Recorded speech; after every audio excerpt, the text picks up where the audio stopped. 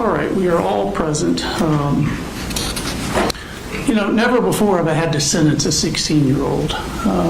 Certainly for something someone did when they were 14 years of age. Those who appear regularly in front of me have often heard me lament about the difficulty in sending a young person to prison. And here, as everyone understands, the minimum sentence is life with parole. Now, the appellate courts... This is a pivotal legal moment. The judge isn't just giving an opinion. He's laying out the constitutional framework for sentencing juveniles. Before deciding punishment, the court must explain why this case is different from the typical juvenile offender. Pay close attention, because everything that follows is built on this legal foundation. I've said that children are constitutionally different from adults for purposes of sentencing. That stems from an understanding that juveniles aren't fully formed cognitively. Hallmark features of a juvenile include immaturity, impulsivity, recklessness, and a failure to appreciate risk and consequences. And because of these factors, the Supreme Court says that the Eighth Amendment prohibits the death penalty for juveniles. The Supreme Court also disfavors life without parole for juveniles, declaring it to be a constitutionally forbidden, disproportionate sentence in all but the rarest of cases. Life without parole is thus authorized only for youthful crimes reflecting permanent incorrigibility. Life without parole is barred for crimes that are born out of a transient immaturity of youth. Now, I recognize that with your guilty plea, you've assumed responsibility for your crimes. You have made a lengthy and public trial unnecessary. I also recognize that you were failed by each of your parents. You were failed by your extended family. To a certain extent, you've been failed by a society that can't stop propagating this misguided value in online cultures and social media, rather than making genuine interpersonal connections and relationships. But that failure does not absolve you from who you chose to idolize, worship, and become. That statement changes the entire lens of the case. The judge is rejecting common motives like bullying or self-defense and instead pointing to a desire for notoriety.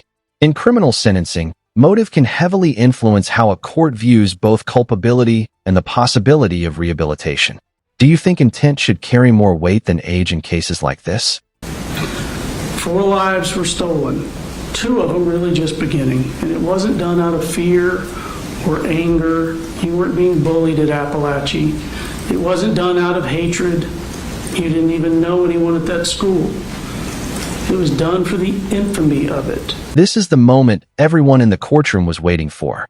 By describing the crimes as reflecting permanent incorrigibility, the judge is invoking one of the highest legal standards for sentencing a juvenile to life without parole.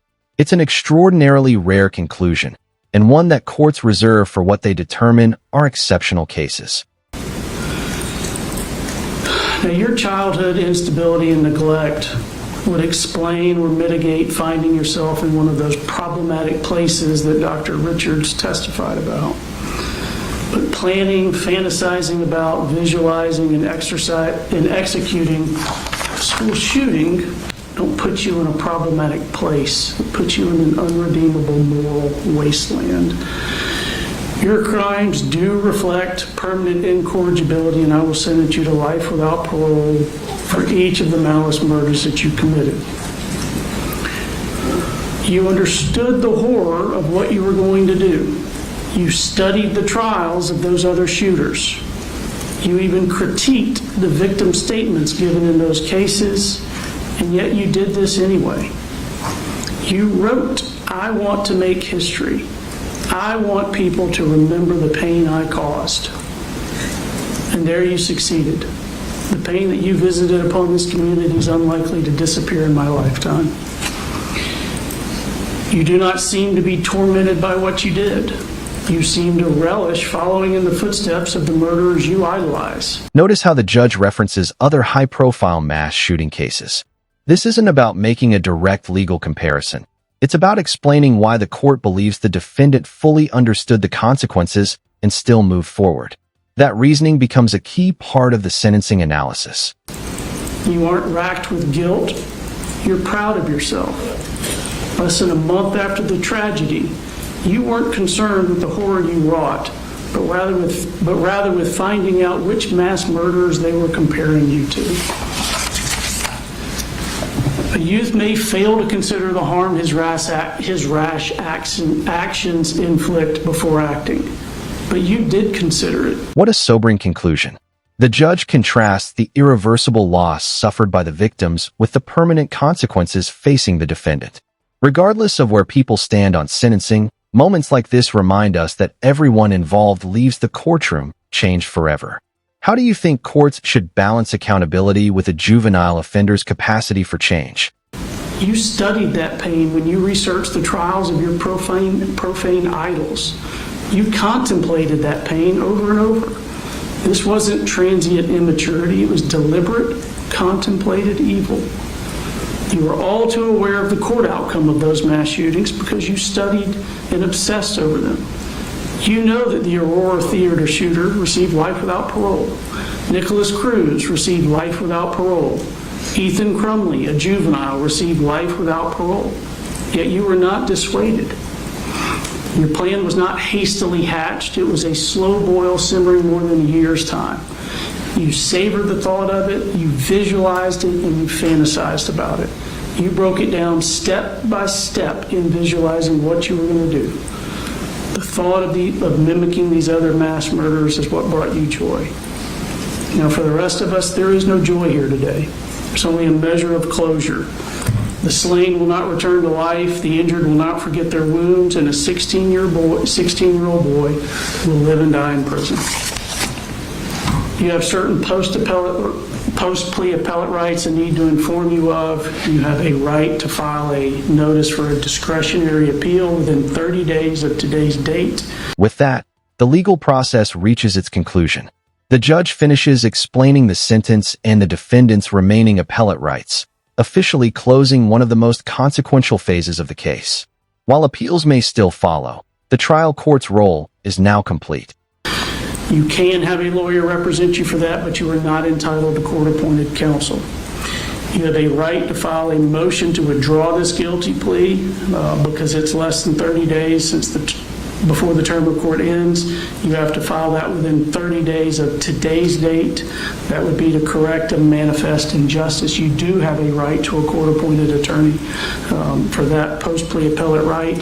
If you need a court-appointed attorney, you need to promptly apply for one so that one can be appointed to meet that 30-day deadline. You also have a right to file a petition for habeas corpus to challenge any legal errors in the proceeding, any violations of your constitutional rights. That is a civil proceeding for which you do not have the right to court-appointed counsel. Each of the malice murders will be life without parole, concurrent to one another. The felony murders and the related aggravated assaults for those all merge as a matter of law. Each of the aggravated batteries will be 20 years to be served in confinement consecutive to the life without parole.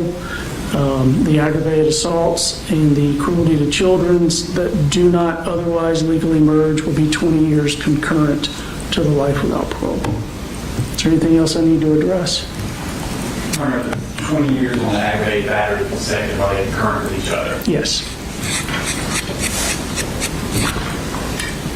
All right.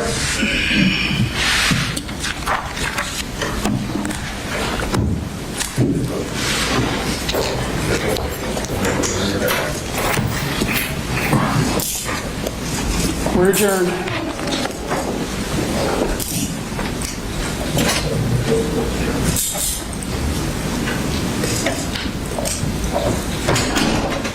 With him off the bench, that camera needs to be off.